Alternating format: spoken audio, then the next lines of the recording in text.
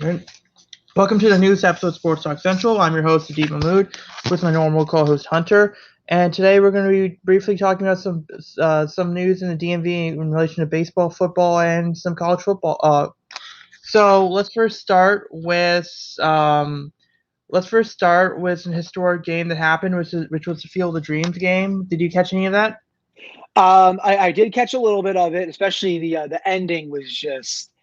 I mean, again, man, the saying goes, "How can you not be romantic about baseball, man?" I mean, that was seeing the go-ahead home run first from Stanton, and then the White Sox walk it off right into the corn. I mean, that was beautiful. The entrance to the game, all the players coming through the corn, that was just awesome, man. Also, that movie is one of my favorite baseball movies. So.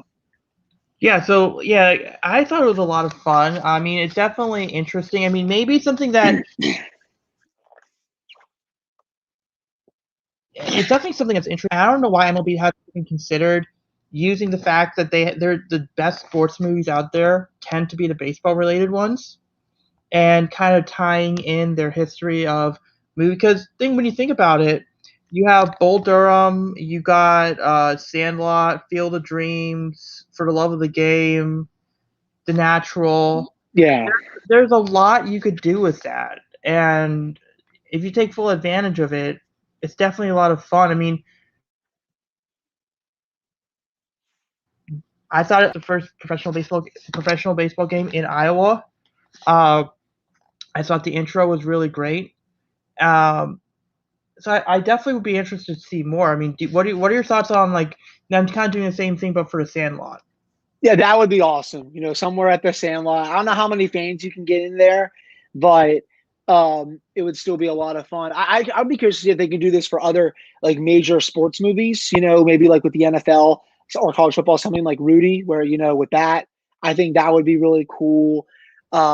Couple other movies just with like famous like entrances and places where they played. Um, I'd love for them. Remember Titans would be really difficult, but that'd be interesting.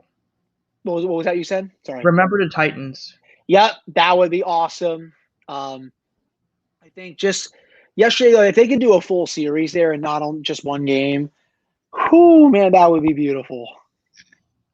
Yeah, so I mean that's something interesting to see. I mean, I know they tried to do like a little league, like play, so that's definitely fun. But you said you didn't. So let's talk about the next story in baseball, which is Chris Davis. This was a shocker. I did not Crush think Dave, that. Crush Davis, baby. What were your thoughts? Like when I texted you this, like what was your reaction? Like I, how are you going to remember Chris Davis? Put it that way. I mean, just with that famous season that he had, where he hit like what was it over? Did he like over 50 home runs? 53. Yeah, yeah. I mean, I remember that like it was yesterday. Just thinking he was going to get to 60 that season. And then obviously he went down a bit after that. Definitely was not worth the contract that the Orioles gave him. But I'm sure you and a lot of fans will have very fond memories of him, even though he kind of went to the tank a bit. But I was definitely a bit surprised, considering he still had how many years left on this contract? What was it, One like year. four left? Oh, Oh no, one year. it's 1 year, one yeah. year, but it's deferred money until 2037. Wow. So 16 more years. That's incredible. But I heard a little bit about it. I can say now before I say mine. Go ahead. Sorry. What were you saying? You cut out there for a second. Yeah, no problem. No. Okay. So what I was saying is like, do you have any more thoughts? Because I definitely have a few about this. Yeah, I mean, I was just was mainly surprised. I mean, I thought he would finish out his contract there and then just call it a career. I didn't think he would do it with still 1 year left.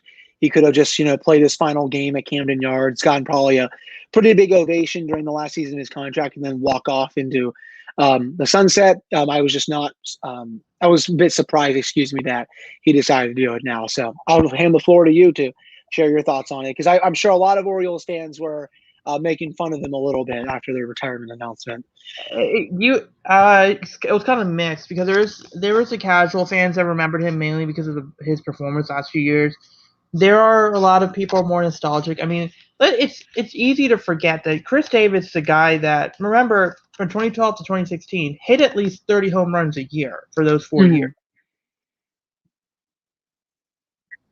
I mean, 3. It was just so that it just happened that he was playing with guys like Machado and Adam Jones. And it wasn't like he was being recognized as much. So he for a while he was a good player, and you could understand why they gave him a contract. I wouldn't have given him 161 million, but I but Angelos apparently really liked him. But yeah, obviously after the contract, he did not. It did not work out well after. I mean, that's my thoughts on him. Like the way I remember him, he had a good start as an Oriole, but after the contract, he kind of declined. Uh, the reason why he Oops, retired, sorry. Go ahead. the reason why he retired a year early was apparently because he had a hip injury this year, and so he was rehabbing it, and apparently it's like a degenerative hip or something like that.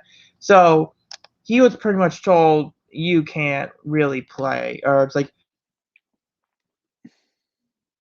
the hip is pretty much, and then it became a matter of how are you going to split the payments. From what I understand, it's either that the 17 or 18 million he's owed is done over the next 3 years, plus then he has the deferred money. I also heard that I think he has like 54 million left on his Mm. contract. I wouldn't be shocked if the Orioles just basically say in 2020, next 3 years they basically hand him a check for 18 years. We'll give you the money we owe you, and then we'll be on our way. I mean, it definitely there's some negotiation there. We don't know where that is. Uh, and then the other fact was that there was a lot of people nostalgic. They were calling Chris Davis an Orioles Hall of Famer. Yep. My thing is, he's you would imagine a lot of the guys they have the Orioles in the Orioles Hall of Fame are actual Hall of Famers, like Earl I think Weaver. I think Chris Davis is like in the Hall of Very Good, to be honest, if there was one. Yeah, yeah, and I think that, and I was like, no, he's not an Orioles Hall of Fame because you should really be in Hall of Fame to be in the Orioles Hall of Fame. But then I thought about it, and it was like Brian Roberts is in the Orioles Hall of Fame. Melvin Mora is in the Orioles Hall of Fame. Mike Bordick is in the Orioles Hall of Fame. J.J. Hardy was in the Orioles Hall of Fame. None of these guys are essentially uh, Hall of Famers or Hall of Fame contention, Mm-hmm. but fame. So definitely, you can have that argument of him being there as because if the criteria could now be you were a part of this team for a few years and you made an impact, there's a chance. Now, I don't know if it'll be immediate because I think that fans eventually, I think over time, like the less they think about the contract, the more they'll be willing to put Davis into the Hall of Fame because I think that if remove the contract at fondly, more fondly than he would have been than he is right now. Like remove the contract, he's probably Orioles fans are like, okay, yeah, he's the guy that declined later on. So I would say that it's a few years because you need fans to forgive the contract. But I think Chris Davis, because guys like Brian Roberts and Hardy and Bordick and Melvin Mora, those guys are in the Orioles Hall of Fame. You can make your argument for Chris Davis. Now, I will say that Nick Markakis and have more consideration for the Orioles Hall of Fame. Machado maybe, but not. I mean, and then it comes to the point of, well, if you're not putting those guys into the Orioles Hall of Fame, I wouldn't put Chris Davis into the Orioles Hall of Fame because you're basically not. Those guys are more deserving than Chris, but I mean, I'm going to look at him fondly. And I know you didn't want to talk about the Nationals. Also, I'll talk a little bit about the Orioles minor league system. So Wander Franco last maybe it was Friday or Saturday. He graduated off the prospect list. So the number 2 guy on that list was Orioles catcher Adley Rutschman. He's now the number 1 guy on that list. And then on Sunday he was just promoted to AAA. So he's one step away from the majors. Let me, and then after I say this point, I will explain why I don't think the Orioles will call him up this year. but I think he's hit over about 300 so far at he's played the last game. He played one game at first base, a couple games here or there at catcher. So he's been solid. He normally has had a slow start at each of the minor league levels. He's been pretty solid now at AAA to start. A few other minor league notes. Colton Cowser, the first round pick, I think he's hit, before a couple of games ago, he had at least 2 hits in every game. It's a Florida Complex league, so for all saying that Colton Cowser was a bad pick because he's underslot, the guy's a professional hitter. He's going to speed through the minor leagues really quick, and you're going to be regretting those words like you're regretting Grayson Rodriguez. But going back to Rutschman, I don't think he gets called up this year because of a few reasons. If there's a new CBA, and as we saw last year with the negotiations, things got really tense, to say. And if Rutschman were to be called up and be put on the floor, he would not be eligible to play in the minors. So you're talking about a guy that already missed the season of development last year. So you put him, if there's a strike for 1 or 2 months, now you're talking 1 1/3 season, and that's your top prospect. So that's a reason. 2, a lot of the pitchers the Orioles are going to have him catch in the next 10 years are all in AAA or AA right now, with the exception of Means or Bruce Zimmerman and maybe Tyler Wells. So it makes more sense for Rutschman to go in and catch those guys then bring him up next year in May or June. And then the other one is, I think there's a plan. I think that you got Grayson Rodriguez probably coming up next year in August or September. By the way, Grayson just had a start where he went 5 innings, struck out 8 guys in 5 innings against a pretty good Richmond team. But he's probably going to be coming up in August or September. You have about 5 or 6 guys, which, going back to Chris Davis' point, him retiring, it opens up and the Orioles now they need to protect at least 6 or 7 guys from Rule 5. And a lot of these guys like DL Hall, who's the number 40th best prospect, Taron Vavra, who's the 10th best second base prospect, Michael Baumann, he's a sleeper prospect. Worst case scenario, power reliever. Best case scenario, backhand starter type of guy. Good fastball, good slider. A few other guys, Kyle Bradish, Kevin Smith, they probably will protect them. And then Robert Newsom's been doing pretty well in AAA.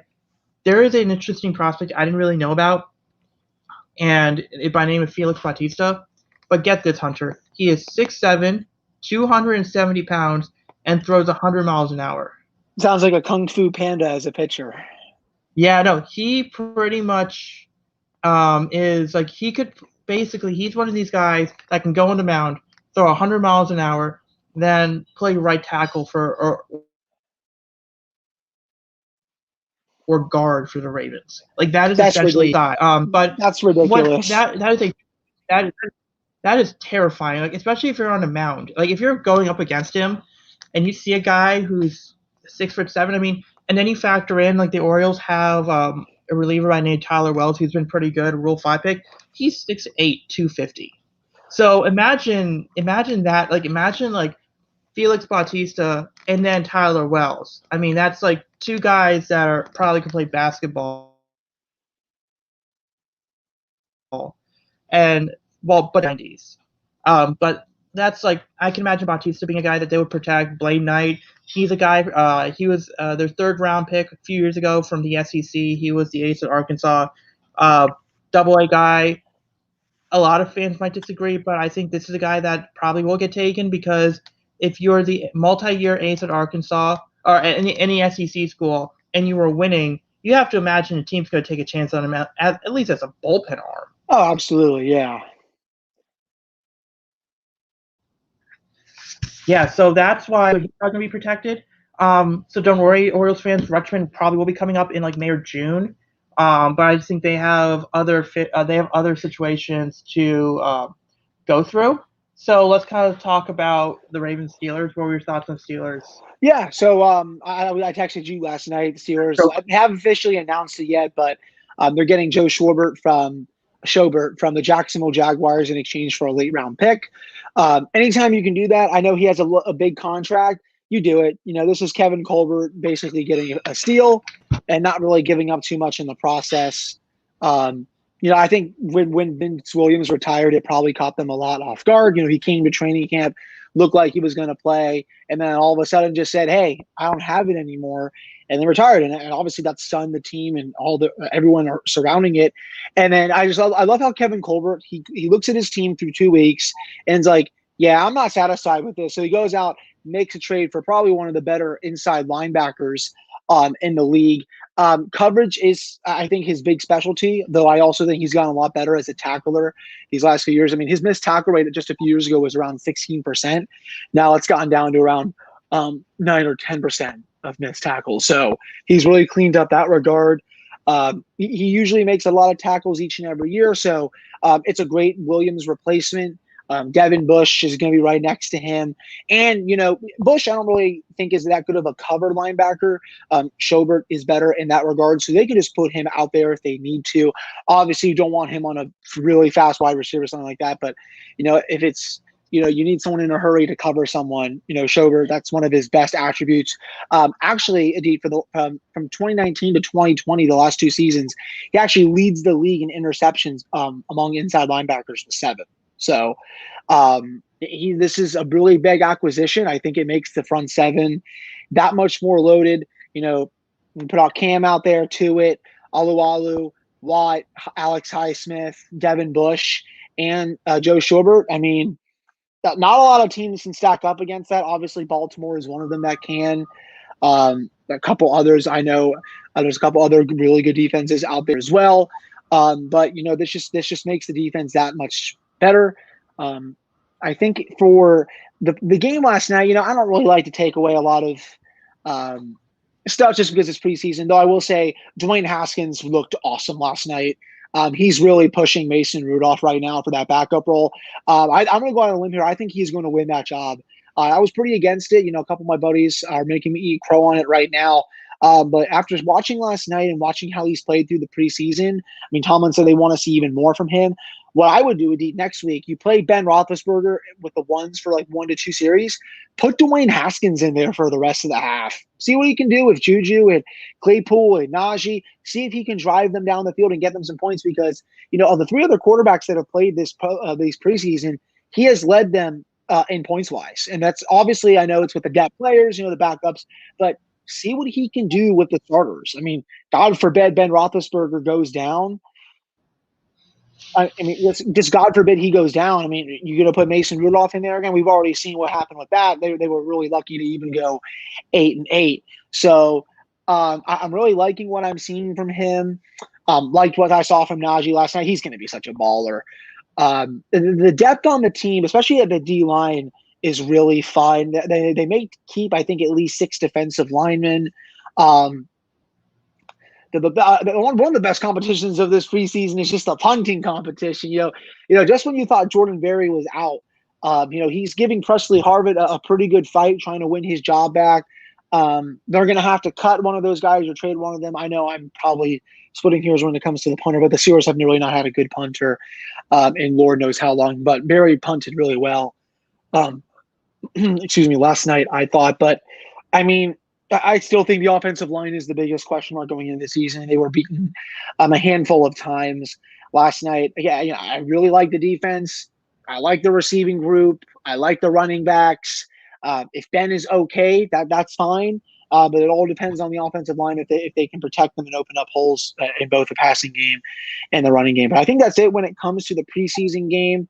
Really nice shave from Kevin Colbert, and I'm not sure that Kevin is done here yet. Those are just my thoughts, though, with the Steelers. Yeah. So with the Ravens, obviously the big news is that Rashad Bateman underwent groin surgery. Yep, and I saw that. Yep. Yeah. I definitely have thoughts. I mean, you never want to see someone have groin surgery. I mean, other than the jokes you could create. But he should. It's about 6 to 8. it should be about 6 weeks. So he probably will be back by week 4, week 5. But it's probably it's you never want it, but it's the best timing is when it's during preseason. That way you know when he's not missing games. I think one of the reasons why he got it now is because you don't want this thing you don't want it to linger. It's one of these things where you don't want it to linger because then it's like then Rashad Bateman's not playing at like 100%. How long is he out for the season? Just like how many weeks is he expected? Uh, okay, so the idea. Okay, so people are saying Harbaugh said until September. So what they're saying is it's a grade 2 injury. Okay. So that is about 3 to 6. That's about 3 to 6 weeks. So you're looking at what 4? So it's 4 weeks until the season. All So right, that means maybe just a couple of games then. So that's yeah, not like too terrible at yeah. best. I Yeah. think October. I think last week of September. October, maybe that Colts game week starts because you got to keep in mind maybe they hold him back a week before so he could practice more. But I think he gets the surgery now, keep him fresh for the second half of the year. He's solid.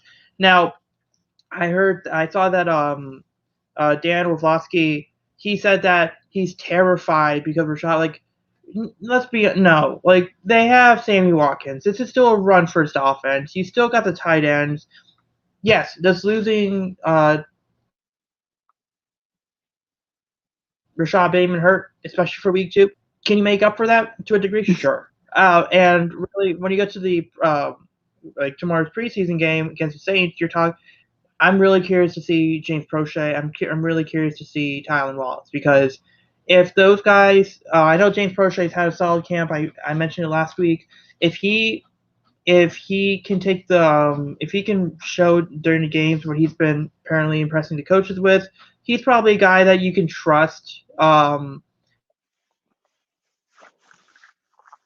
in for the first few games. I think, and I think it's someone who can just catch passes. Doesn't drop. He doesn't drop much. I believe that in 4 years he dropped like 8 passes at SMU, and he Mhm. was probably the 1 or 2 receiver there. So this is the guy that is reliable, and that's all they're asking for. And that's something interesting to see. Lamar looks like he's sharp. It looks like it's going to be the Hollywood Andrews Watkins show to start the year.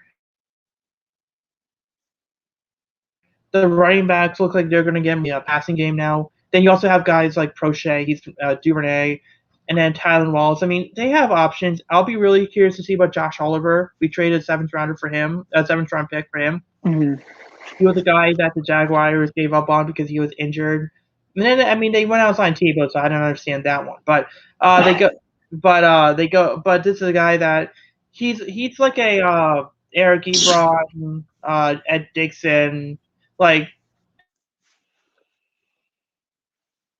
Hayden Hurst type. Like think was Ravens a couple years ago. That's kind of what Josh Oliver was traded for that purpose. So I can see him having a big impact, especially with the Raiders. Like the Raiders they don't defend against tight ends really well. So, and we all know how good Sammy Watkins is in week 1. Like he puts up really good numbers in week 1. So this could be really interesting to see what they do. I'm not really going to pay too much attention to the preseason. Maybe I'll catch a little fadeaway plays, see how well Chris Restry plays, but I don't really care too much about preseason because I know that half of these guys won't make the team, most likely. So, or they're backup players. So why would I care? Trust me, watching the fourth quarter of a preseason game, I'd rather watch my water boil for pasta. Yeah. So I mean, I'll probably find something else. Like I mean, I was watching a comedy show yesterday, not like the preseason. I don't too much about that.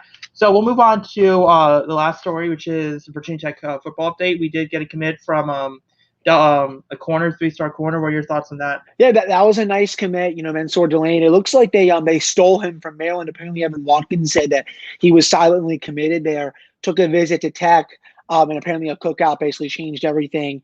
And then told Maryland he was reconsidering it, and then pushed his commitment date back, and then committed to VT. So that's pretty big.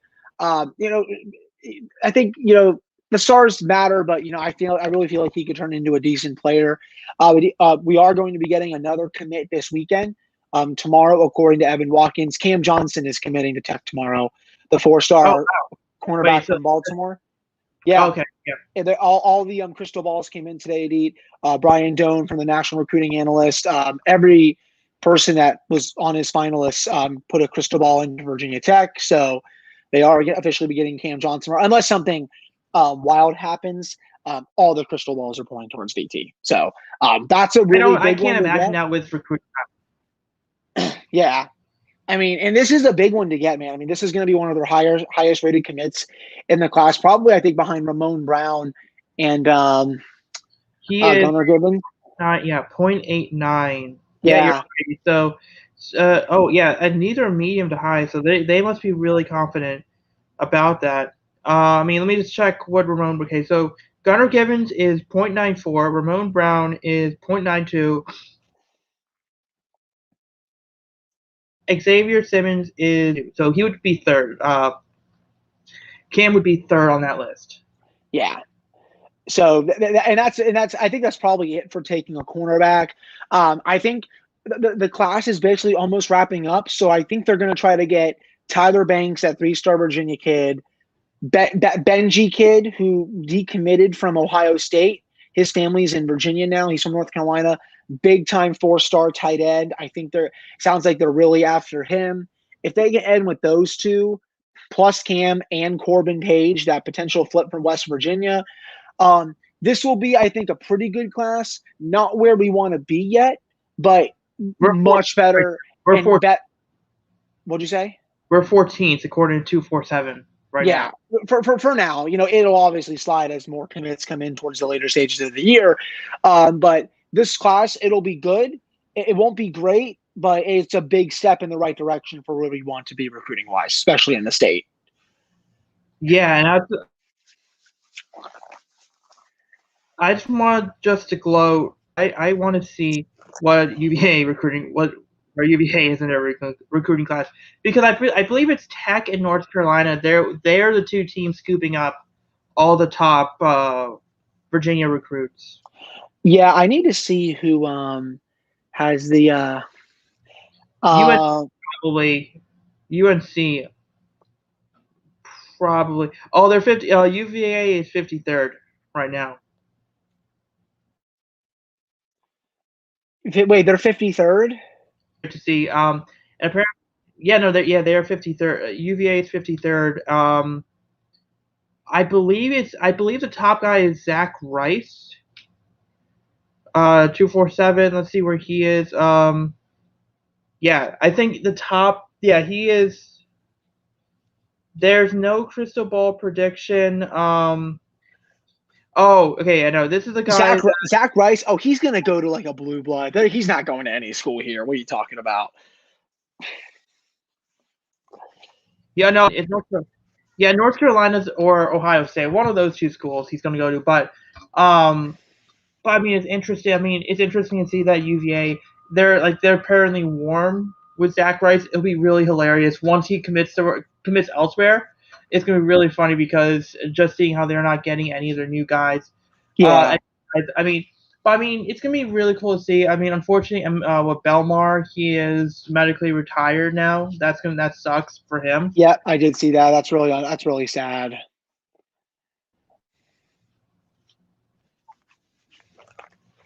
I'm not really sure.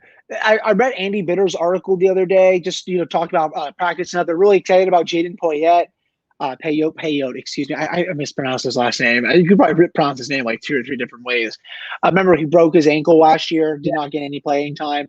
Apparently he has trackman speed. So I'll be really curious to see what happens with that.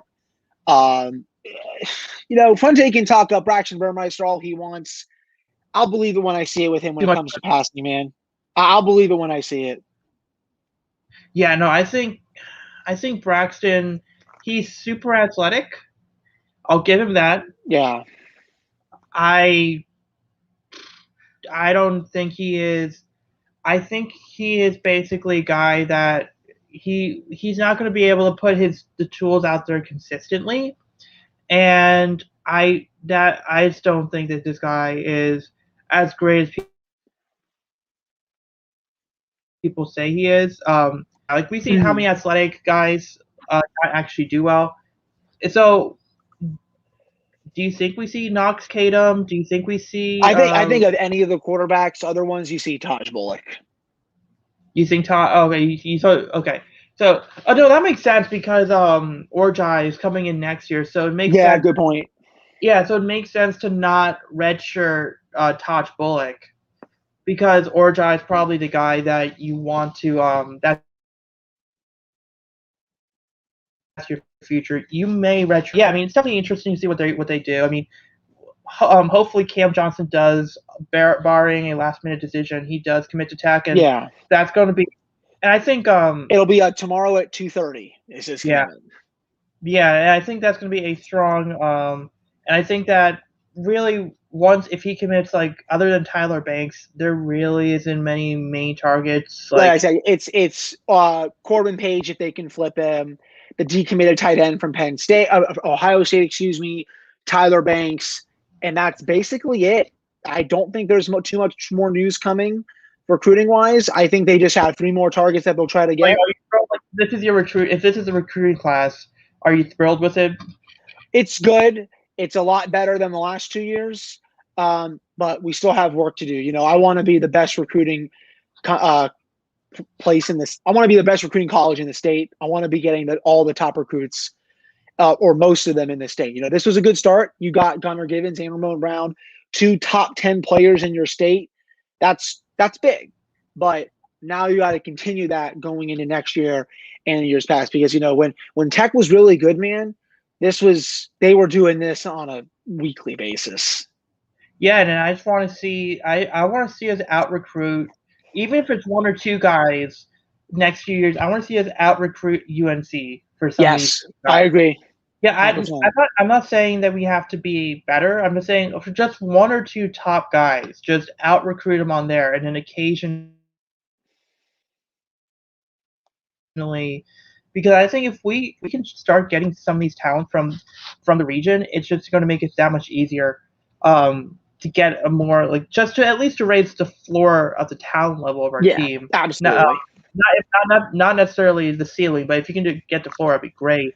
And obviously, with the Coastal being like A joke.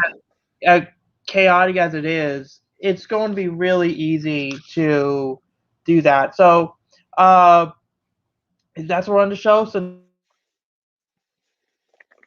next week we'll come back again. We'll from around 2:33 o'clock, and we'll see you then. Yeah, we'll see you all then. Thank you all so much for listening.